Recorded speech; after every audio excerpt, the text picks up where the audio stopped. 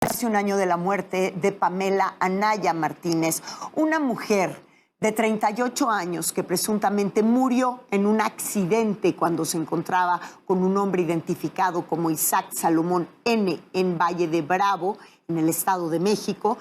Ahora la familia, bueno, ahora y siempre, la familia está exigiendo a las autoridades mexiquenses que reclasifiquen el caso como feminicidio, que investiguen como debe de ser y que digan la verdad, ya que ellos afirman que existe una serie de evidencias que al parecer la Fiscalía General de Justicia del Estado de México omitió o no tomó en cuenta, a pesar de que las indagatorias de muertes de mujeres se deben de iniciar con perspectiva de género, algo que parece que le cuesta especialmente dificultad a la Fiscalía del Estado de México. No por nada es señalado siempre como en el oscurantismo, pues uno de los estados con mayor violencia de género, sobre todo en lo que tiene que ver con justicia.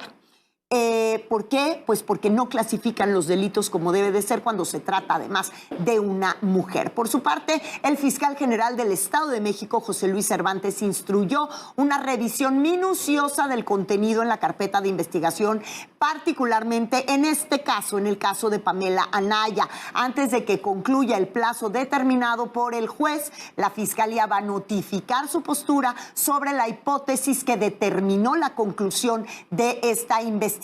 Es decir, que fuera un accidente, cuando la familia asegura que se debe de reclasificar a feminicidio. Además, se instruyó que en este y cualquier caso que indague la institución se priorice el respeto al dolor de las víctimas y de los quejosos, en este caso, pues también las víctimas indirectas, que son la familia de la joven muerta.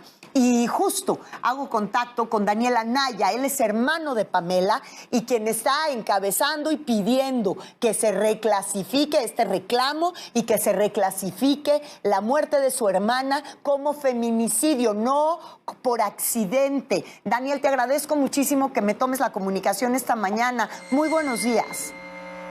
Hola, Mónica, muy buenos días. Muchas gracias por el espacio. Al contrario, muchas gracias a ti. Cuéntame cuáles son las pruebas que ustedes tienen para señalar a la Fiscalía de omisos en este caso particular de tu hermana. Claro, mira, nosotros mandamos hacer 3 peritajes privados por nuestra parte, porque veíamos que la Fiscalía, la verdad, pasaba el tiempo y el tiempo. No los hacían, nos decían que los peritos no estaban disponibles, una serie de cuestiones ahí de estar poniendo peros, ¿no? Para no hacerlos. Entonces nosotros tomamos la decisión, junto con los abogados, de mandarlos a privados. Y pues nosotros tenemos todos los peritajes, la Fiscalía no los quiso tomar en cuenta, de hecho no los han tomado en cuenta todavía para la carpeta, y la Fiscalía quería archivar el caso como si no hubiera delito.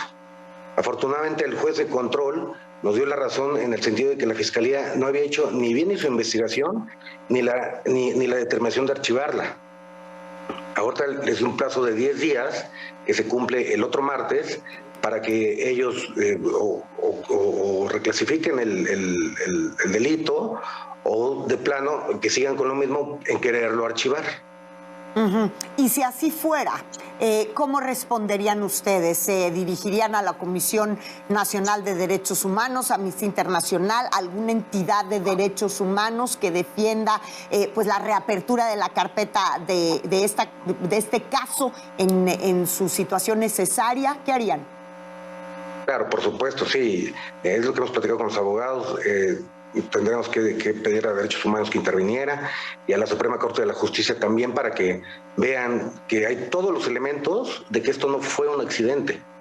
Claro.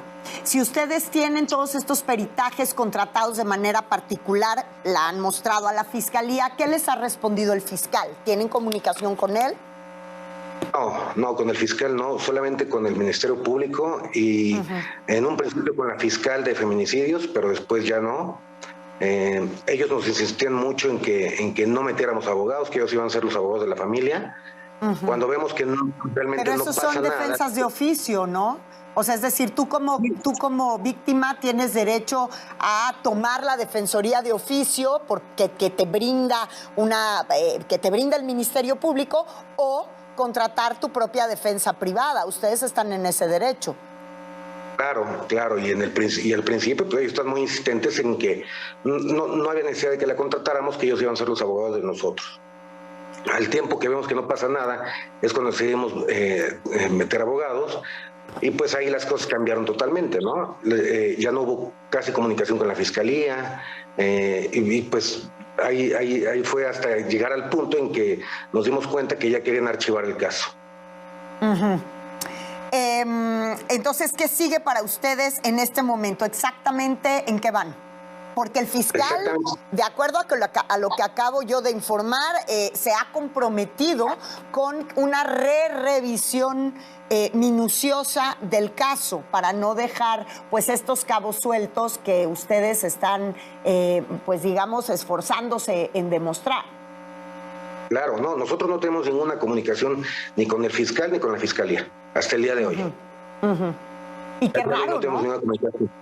Claro, no, y ahorita lo que estamos esperando son los 10 días que les dio el juez de control a la fiscalía para que ellos hagan bien la investigación como tiene que ser y agotar hasta lo último. Y determinen si sí hay delito que perseguir o si siguen en lo mismo que ellos dicen que no hay delito que perseguir. Claro, en los peritajes privados que ustedes tienen, ¿qué exactamente les hace determinar que tu hermana fue víctima de feminicidio? Que ella quedó atorada entre unas puertas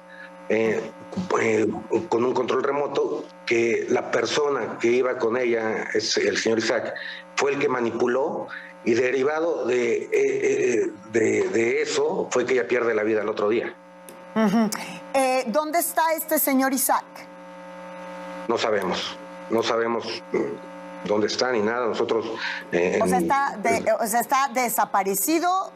La fiscalía lo ha buscado, porque supongo que para llegar a una conclusión como la que llegó el Ministerio Público, pues también tienen que haberlo hecho dar una declaración a él. Claro, no, y de hecho hay falsedad en declaración, porque él, cuando la deja en el hospital, él con puño y su letra pone qué fue lo que había pasado. Cierto, él deja un mensaje, ¿no? O sea, ni siquiera se queda con ella. Deja un mensaje, tengo entendido que por escrito, ¿no? Exactamente, cuando tú llegas al hospital y va así, alguien así de grave como iba mi hermana, sí. Obviamente en la hoja de admisión, qué fue lo que pasó.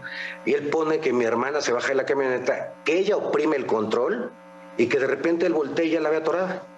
Y que ella tenía el control en la mano. Uh-huh. Después... ¿La ve atorada y muerta o qué? ¿No la puede ni ayudar? No, ella estuvo atorada 10 minutos ahí.